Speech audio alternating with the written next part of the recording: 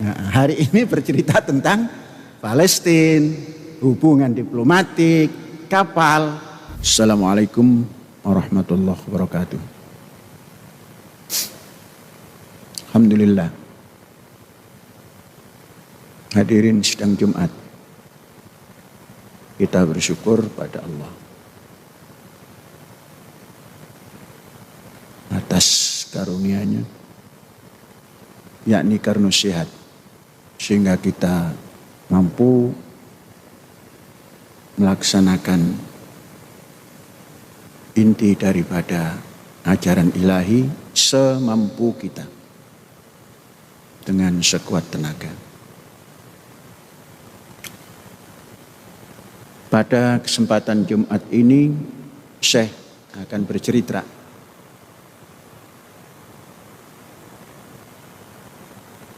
Syekh pernah bertemu yang pertama kali dengan Duta Besar Palestina ketika itu namanya Ribhi Awad. Pertemuan yang tidak terlalu formal, namun kemudian secara intensif Syekh membangun hubungan, baik itu via telepon maupun kunjungan atas nama Syekh yang diwakili oleh kawan-kawan Syekh. Sampai ketika itu beliau duta besar ingin berkunjung ke kampus. Yang kampus kita ketika itu masih baru berdiri. Datanglah beliau ke kampus, berpidatolah di Masjid Al-Hayat, kemudian tukar menukar cenderamata. Beliau membisik, tukar menukarnya ini jangan yang disediakan, tapi yang dipakai. Syekh ketika itu menggunakan songkok. Ya, songkok seperti yang Syekh pakai hari ini. Kemudian beliau menggunakan kafiyah, semacam surban macan tutul yang khas Yasser Arafat dengan ikalnya. Terjadilah tukar menukar. Saya melihat pelawak betul, bahasa Melayunya itu lawak nian. Ribhi Awad mengenakan mahkota songkok nasional. Di situ terbetik alangkah indahnya budaya Indonesia. Dipakai oleh orang Palestina, begitu gagahnya. Kemudian beliau menyematkan kafiyahnya, surban bertitik macan tutul di kepala Syekh. Karena saya tidak bisa memandang diri sendiri, bertanya pada kawan, bagaimana ini pakaian? Senyum-senyum dalam hati, wah ini berarti senyum tidak pantas barangkali gitu. Saya bertanya, pantas apa tidak? Mungkin terpaksa pantas. Tidak, itu nanti disambung kemudian. Setelah berpikir seperti itu, pantas dan tidak pantas, Syekh berjalan. Setelah beliau berpidato di masjid, pasti saudara-saudara masih ada yang menyaksikan ketika itu, khususnya guru. Kalau eksponen ya pasti. Syekh berbisik, mengapa Palestina yang ketika itu masih Fatah yang memegang kekuasaan Palestina, organisasi Fatah, pimpinan Yasser Arafat. Mengapa Palestina tidak bisa menjalin persahabatan dengan Israel? Ketika itu Ribhi Awad sebagai duta besar memberi gambaran bahwa apa yang Anda sampaikan ini juga jadi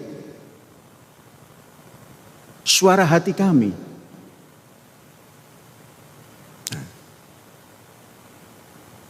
Tidak lama kemudian kita berdoa semoga suara hati Anda sama dengan keinginan kami.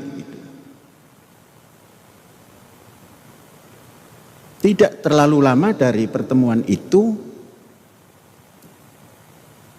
saya mengundang peringatan 1 Muharram. Tahun berapa ketika itu? Saya lupa.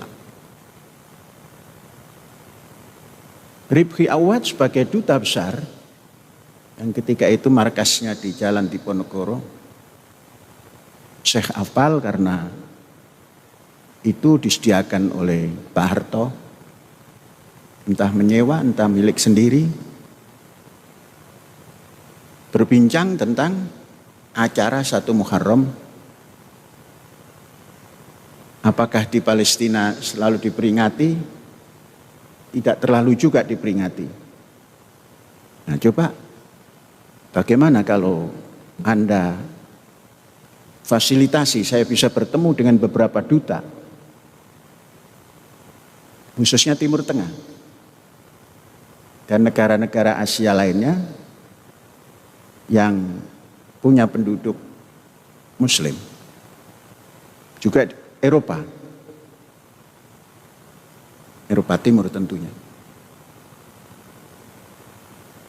Dengan tidak disangka,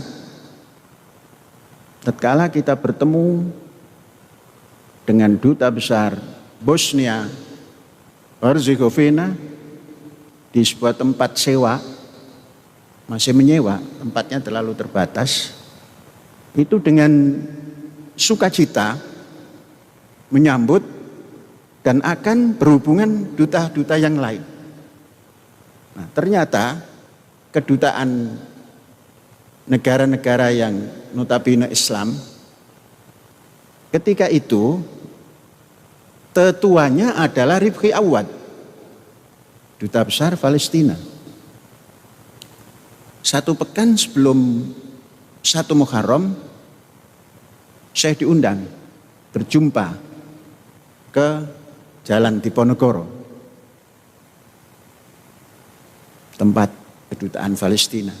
Ternyata ada beberapa, ada dari Libya kalau tidak salah ketika itu, kemudian ada juga dari Nigeria, Afrika, bincang-bincang jauh, mereka sepakat kirim saja undangan. Apa ke seluruh duta? Tidak, serahkan saja ke duta Palestina supaya dapat memfasilitasi yang lain-lain. Kita kirim undangan. Saya tidak menyangka bahwa para duta besar itu bisa dikondisikan oleh Palestina. Di sela-sela itu sebelum saya pulang, masih berbicara tentang bagaimana yang kemarin itu, tentang hubungan. Nah, doakan saja azam kita bisa terkabul. Pada waktunya kemudian datanglah para duta besar. Entah berapa banyak ketika itu. Ada 13. Ya. Semuanya Syekh jajaki. Kira-kira kalau Palestina itu menjalin kerjasama yang baik dengan Israel, bagaimana itu? Ada yang secara tidak langsung menolak. Diplomat itu punya bahasa sendiri. Ada yang setuju. Yang penting itu sudah dilontarkan dan ditanggapi. Hubungan baik Syekh dengan Ribhi Awad itu tidak bertabir. Maklumlah, negara Palestina adalah negara yang belum jejeg. Berarti belum bisa memberikan fasilitas duta besarnya yang ada di negara-negara yang bisa dibuka kedutaannya.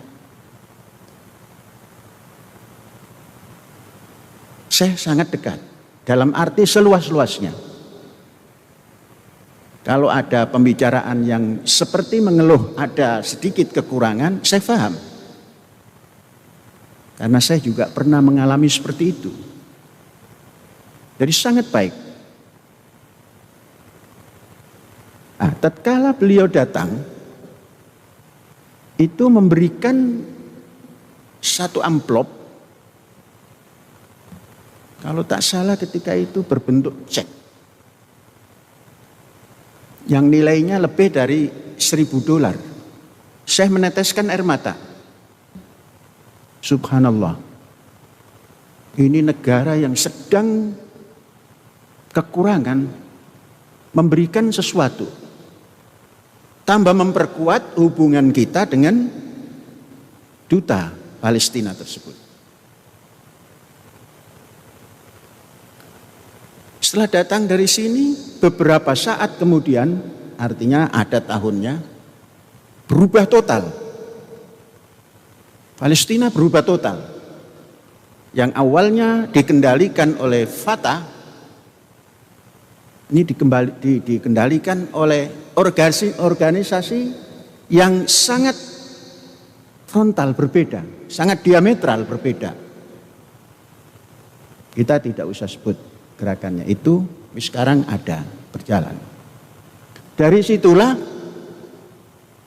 Palestina tidak terlalu akrab, atau boleh dikatakan tidak akrab dengan Az-Zaitun, karena alirannya sudah berbeda. Nah, ini kembali pada pakaian tadi ya.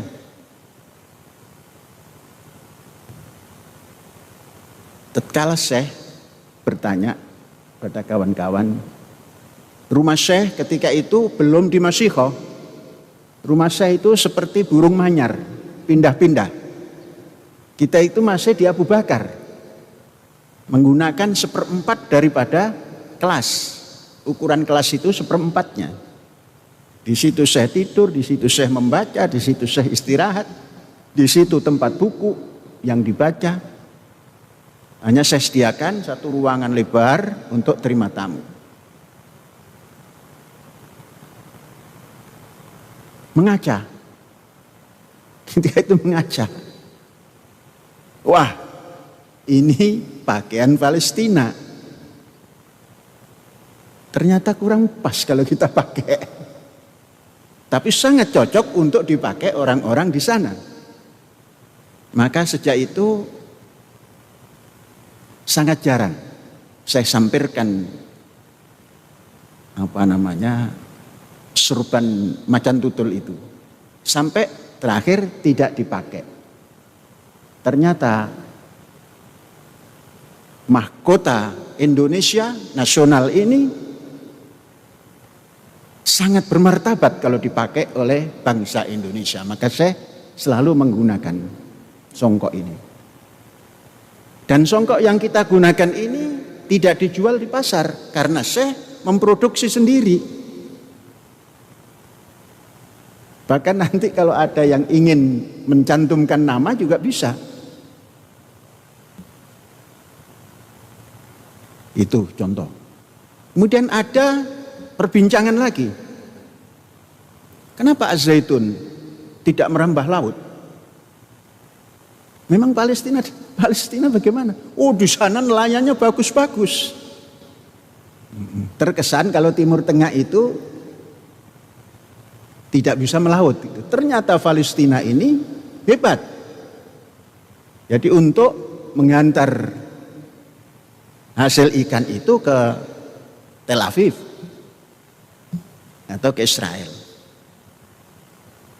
kita bilang kami sudah menyiapkan kapal katamaran. Kita ajak, oh ini untuk anak-anak ya? Ya, untuk pelajar ya? Iya, berlatihlah. Nah, bagus, nanti juga akan bisa. Ya sudah selesai itu tentang Palestina. Saudara-saudara, sejak dari itu Syekh menghubungi kawan, bosnya Intel Indonesia, yaitu pimpinan BIN, Badan Intelijen Negara, yang terkenal, Jenderal Hendro Priyono. Saya menyampaikan dengan tajahul as-Sokrati, mengapa kita tidak membuka hubungan diplomatik dengan Israel? Kalau nanya ke politisi, mungkin macam-macam jawabannya. Ini kita tanya ke sumber intelijen. Siapa yang tidak kenal Jenderal Hendro Priyono yang dalam intelijen mumpuni? Apa jawab beliau?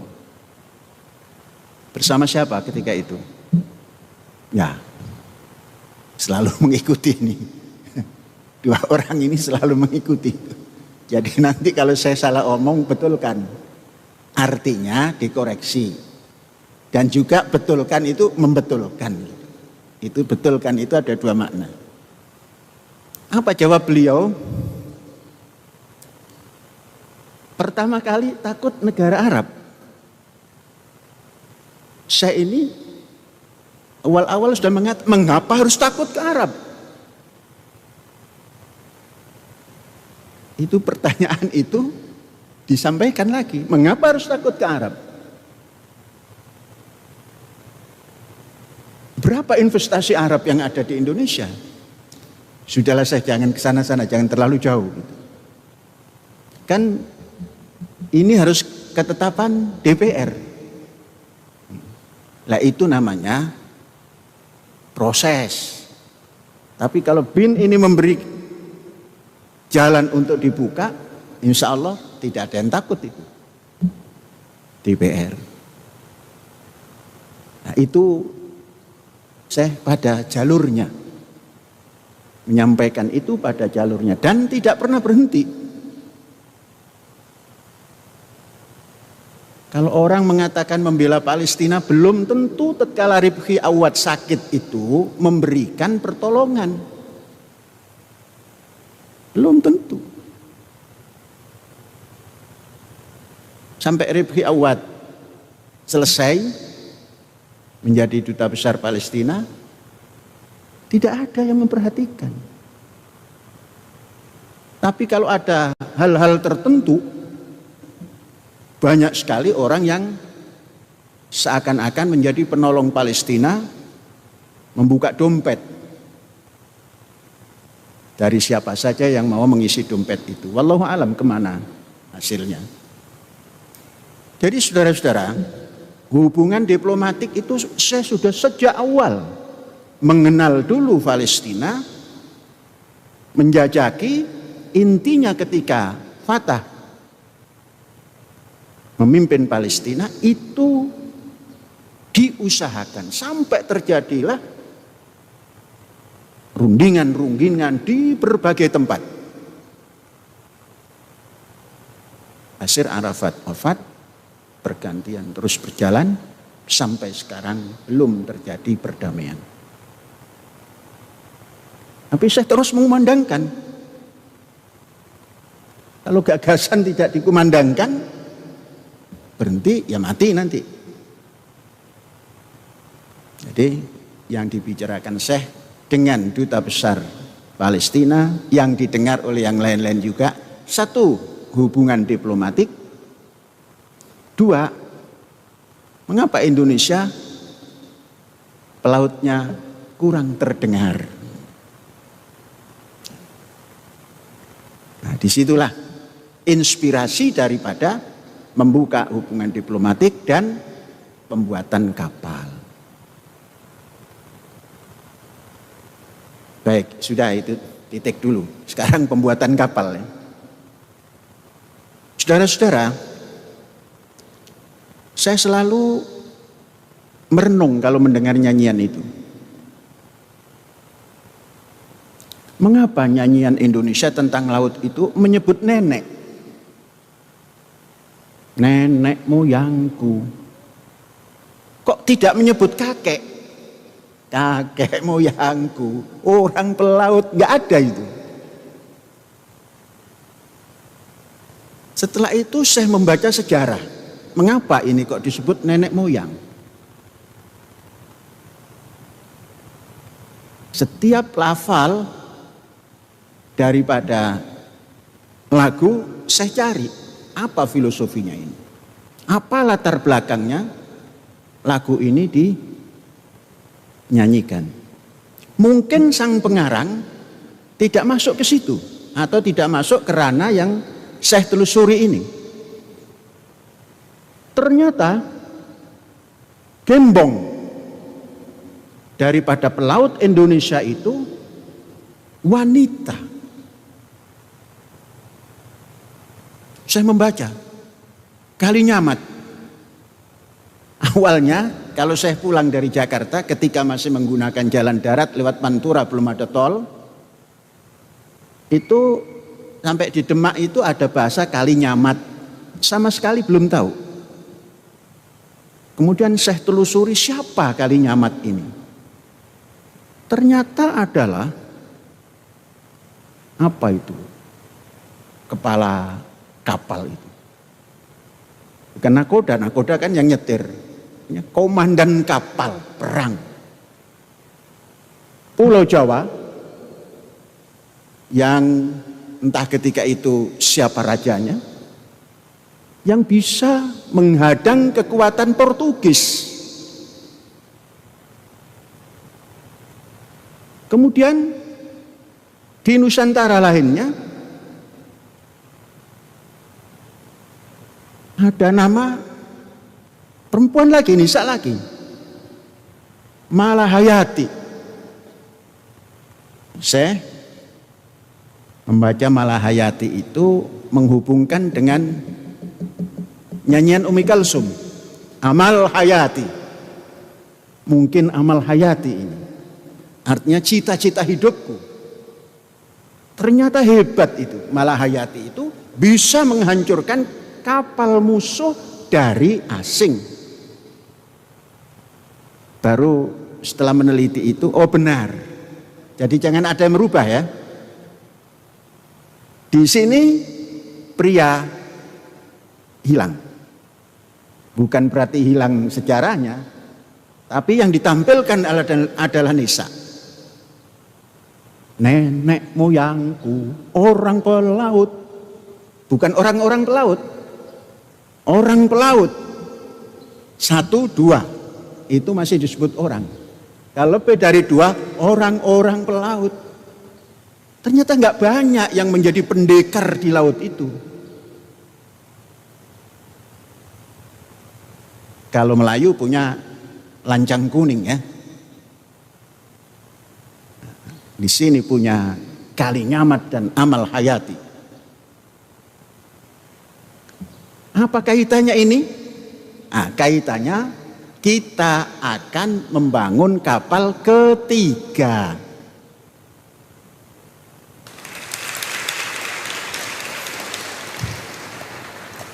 Kalau akannya Syekh itu sudah ada di depan bahannya. Kalau akannya entah siapa, itu masih belum punya apa-apa.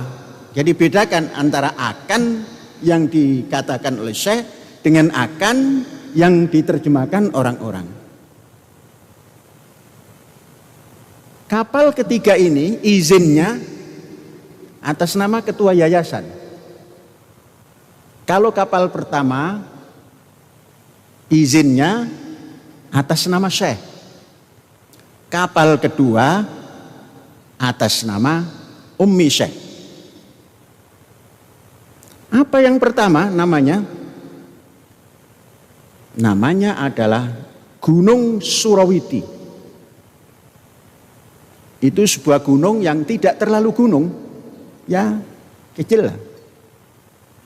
Tapi di situ menurut sejarah tempat pertapaan yang konon para wali yang kebanyakan dari Pantura itu selalu sambang ke tempat itu untuk bertahanus, untuk bertapa dalam rangka mengasah batin.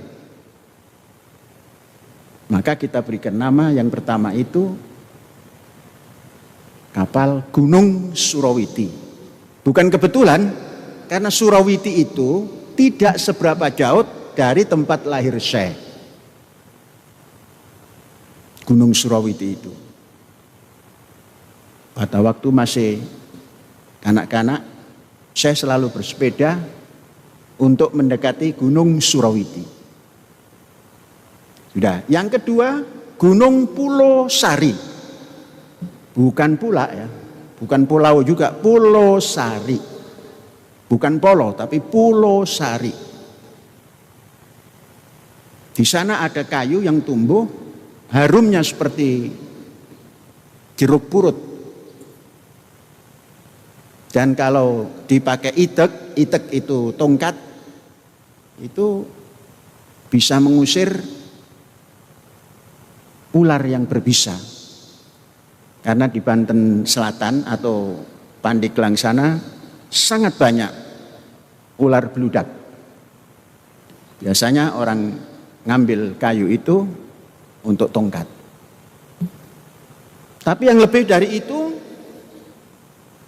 Gunung Pulau Sari ini tempat Sultan Hasanuddin berdamai dengan masyarakat setempat. Yang satu mengikut Islam, yang satu kelompok ingin bertahan dengan agamanya, yaitu Sundamiwitan. Agama yang mereka sebut Siliwangi. Sultan Hasanuddin memberikan kesempatan. Namun mereka menginginkan letakkan kami jangan di tempat ini yang dekat dengan Banten, tapi letakkan di bagian selatan yang sekarang menjadi tempat suku Baduy dengan tradisinya yang dipertahankan dengan baik dan tidak ada yang mengganggu.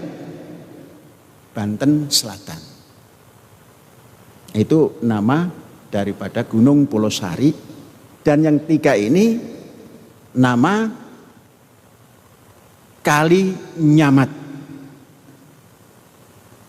Saudara-saudara, apa fungsi kapal yang ketiga ini? Katakan yang 1-2 menangkap ikan. Kalau itu efektif, akan bisa menghasilkan lumayan untuk dimakan sendiri atau untuk konsumsi Indramayu pun lumayan, untuk konsumsi Jawa Barat pun lumayan. Yang ketiga ini kapal barang dan penumpang. Mengapa kapal barang? Kalau kita ke timur, melimpah ruah hasil bumi Indonesia, namun tidak terselamatkan dengan sistem perekonomian yang kekinian. Maka ke depan dengan kapal ini kita harus punya titik-titik strategis yang bisa disinggahi kapal ini dan mengangkut barang-barang yang diproduk di pulau itu dibawa ke Pulau Jawa. Kenapa ke Pulau Jawa? Pulau Jawa ini 70% penduduk Indonesia ada di Jawa. Jadi sangat besar konsumennya. Contoh umpamanya ke Manado kita. Di sana banyak kelapa. Dari sini kita membawa apa keperluan Manado? Katakan umpamanya beras. Di sana banyak beras, tapi belum punya beras yang istimewa. Kita bawakan beras istimewa. Pulangnya membawa kelapa. Baik itu sudah dikopra maupun masih kelapa segar berbentuk santan. Kita proses di sana. Pulang ke sini membawa. Jadi nanti kapal ini sangat minim biayanya. Karena apa? Satu arah, balik juga satu arah. Mengapa sekarang hari ini kapal yang angkutan barang ini kok selalu merugi? Karena kapal yang membawa barang itu setiap pulau berhenti untuk mengangkut barang. Sampai ke titiknya terlalu lama. Dan tidak pasti. Nah kalau ini nanti pasti bawa semen, pulangnya bawa kopra, dan lain-lain. Terus penumpang tadi untuk siapa? Jangan bercerita untuk mencari penumpang. Kita ini bangsa Indonesia yang mengenal dari Merauke sampai ke Sabang berjajar pulau-pulau, sambung menyambung menjadi satu, itulah Indonesia. Mari kita tanya pada anak-anak kita. Di mana itu Halmahera? Puyeng. Otaknya puyeng. Melihat dulu peta. Apalagi zaman dulu yang belum ada Google, buka peta besar, klik, oh ini. Dalam khayal, karena melihat sesuatu hanya dari Google, belum pernah menginjakkan. Nah, maka kapal yang ketiga ini, Kalinyamat ini, penumpangnya minimal bisa menampung 500 penumpang. Kalau visi kita itu memperkenalkan Indonesia kepada generasi muda, ada kali 500 itu, pelajar Az-Zaitun itu lebih dari 500 setiap tahun yang masuk. Nah, itu harus kenal Indonesia, minimal Irian Barat. Jadi nanti disesuaikan. Program kemana? Oh, ke Irian Barat. Untuk apa? Untuk mengambil hasil yang di sana. Dari sini bawa apa? Membawa semen dan pelajar. Jadi pelajar kita itu akan mengenal Indonesia, tanahnya dan airnya. Tanah air. Baru nanti kalau ke barat sampai ke Sabang. Supaya tahu Serambi Mekah itu di mana. Orang bilang Serambi Mekah itu di Aceh. Bukan. Serambi Mekah itu adalah di Sabang. Tatkala kapal dari Jawa yang mau munggah haji sampai di Sabang, bertanya orang, sampai di mana kita? Oh, sudah sampai Serambi Mekah. Terkenalah Aceh Serambi Mekah, yang sesungguhnya adalah Sabang. Karena Sabang itu masuk wilayah Aceh, maka diambil Acehnya. Jadi anak-anak kita ini, pelajar kita ini, kenal Indonesia dari nyanyiannya, dan kenal Indonesia dari tanah air pulau per pulau. Kalaulah tidak semua pulau, pulau-pulau besar. Satu, Borneo. Jadi Borneo itu sangat bagus. Indonesia mengambil nama Kalimantan atau mantan kali, karena itu bahasa Belanda, Kalimantan, mantan kali sesungguhnya. Tapi Brunei menetapkan Borneo menjadi Brunei. Jadi yang berhak menamakan Borneo itu hanya Brunei. Kita Kalimantan. Oke, kita tengok Kalimantan, turun. Saya sudah mempersiapkan untuk Kalimantan, ambil Kalimantan Timur supaya dekat kepada Filipina, dekat kepada Sabah Sarawak. timur sudah saya siapkan. Ya, daerah Maluku dulu. Bagaimana kapal yang seperti ini tidak terlalu panjang? Kalau kapal Nabi Nuh 158 panjangnya. Kapal ketiga ini hanya 105.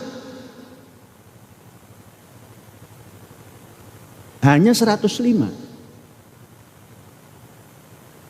Kapal Nabi Nuh lebarnya 25 atau 50 itu. Tingginya, kalau nggak tingginya yang 25, lebarnya. Tingginya 50 atau 25, lebarnya 50. 3 lantai. Jadi sangat besar. Nah ini ya katakanlah anaknya perahu Nabi Nuh. Cuma 105. Lebar atasnya 15. Tingginya 8. Nanti kalau sudah lancar ya sebesar kapal Nabi Nuh lah. Entah keempat, entah kelima nanti. Kita beri nama Kali Nyamat. Malah nanti setelah amal hayati atau malah hayati, kita minta izin kepada tokoh Indonesia yang berani menyuarakan hal yang benar. Koni Rahakundini Bakri. Nanti kita kirim surat ke Bu Koni. Bu Koni bagaimana kalau nama Bu Koni dijadikan nama nama kapal. Sederet dengan Kali Nyamat dan Malahayati. Mudah-mudahan.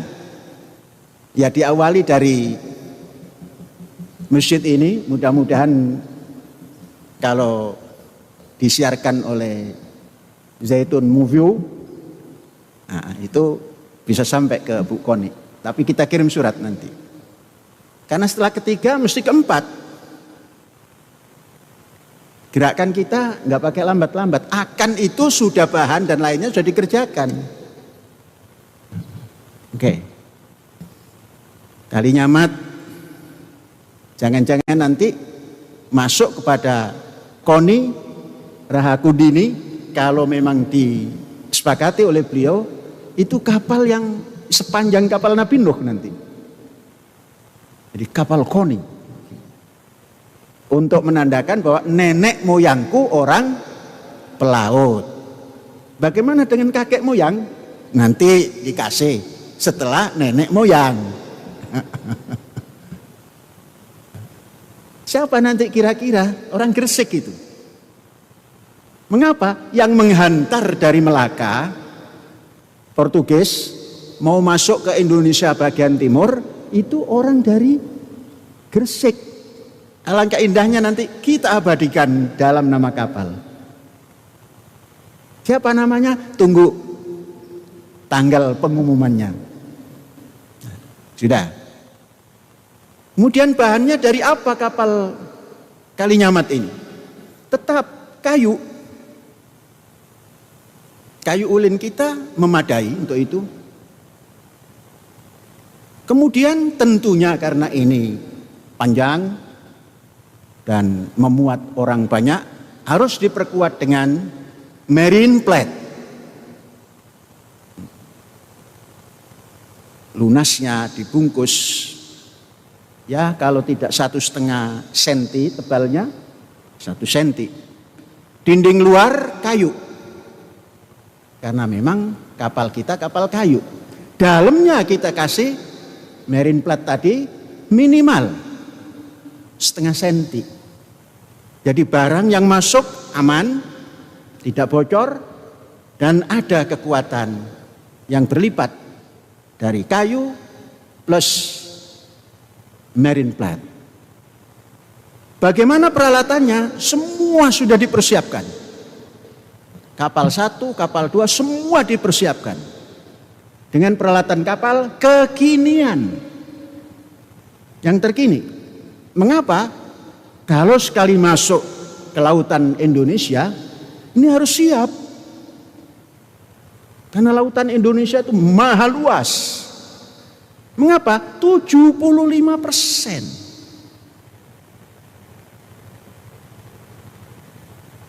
Terus bagaimana mesin yang untuk kapal ketiga ini? Mesinnya 3, besar-besar. Bukan hanya 1000 PK. Kalau 1000 PK nanti ebek. Kata orang Sunda ebek eta. Ebek itu nggak bisa cepat.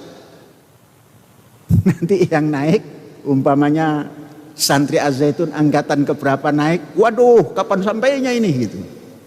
Ebek. Ebek itu bahasa kulon. Kulon daripada Jawa itu bahasa ebek gitu. Lambat, pelan. Kita kasih 3 mesin tengah. Itu yang 1000 PK. Kanan kiri 750, 750. Dengan peralatan mitigasi yang cukup dan lain-lain yang cukup. Yang terkini. Nanti tempat duduknya pun nggak usah beli, bikin sendiri, kita sudah bisa bikin. Untuk apa membeli? Semua kita bikin sendiri.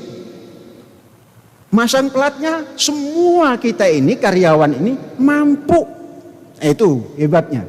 25 tahun saja kita bangun Az-Zaitun, semua bisa dilaksanakan kecuali servis mobil. Sesungguhnya mampu, cuma pura-pura nggak mampu supaya bisa keluar. Ini harus mulai ditata ulang ini, mental tidak percaya diri. Padahal servis mobil itu kalau saya tangan kiri juga bisa. Artinya tangan kiri itu dengan bantuan yang pinter gitu. Jadi semua sudah bisa kita lakukan dan bisa kita buat. Peralatan pun kita ambil yang canggih sudah. Dan sebentar lagi kita akan pindahkan kayu-kayu, penanaman kayu yang terlalu kerap kita ambil. Siapa dulu wayang yang bisa menyabut tanaman itu?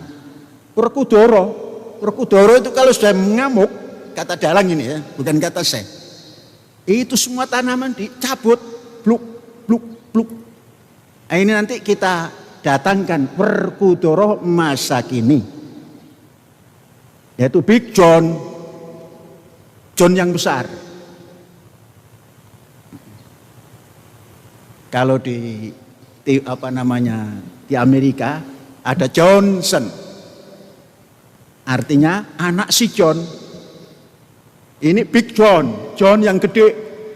Untuk apa Johnson?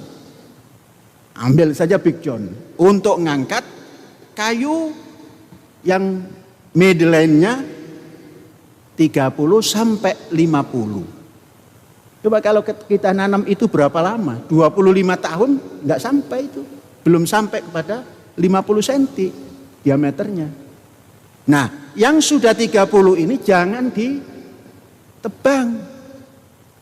Dihantarkan dengan jarak jadi. Katakan jarak jadinya 6 meter. Jarak 6 meter.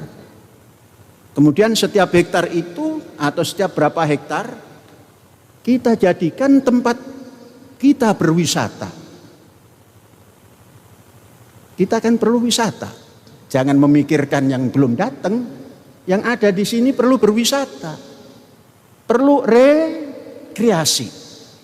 Setelah capek di kelas, capek mengajar, jalan-jalan.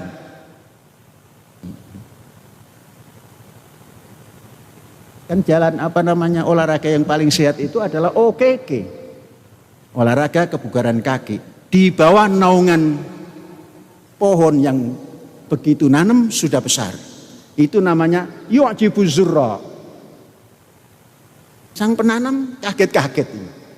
Kok ujuk-ujuk? Enggak ujuk-ujuk, enggak apa, ada 25 tahun dipersiapkan. Lah kok bisa dipindahkan? Inilah bedanya zaman dulu dan zaman sekarang. Maka fatwa kalau masih berdasar zaman dulu enggak bisa ngangkat kayu. Bisa nyambabat kayu. Maka jangan terlalu diperhatikan fatwa zaman dulu itu. Fatwa itu kekinian, gimana memindahkan kayu supaya bisa menaungi kehidupan ini. Nah, itu perlu didengar fatwanya. Kalau fatwa yang hanya mengatur, waduh ini zaitun gimana? Rijal nisanya campur sholatnya. Ya kalau nggak dicampur, ya nggak sholat jamaah namanya. Cuma pakai SOP. SOP-nya ya begini. Alah ini mestinya kurang kemari nih. Oh sholatnya sudah ya sudah cocok. Sudah cocok. Kemudian nanti ada yang bertanya, tadi ada yang bertanya, bagaimana kalau nanti dikritik? Oh, tugas orang itu yang pinter mengkritisi, bukan mencemooh. Makanya jangan pernah khawatir Nisa, duduklah yang tenang.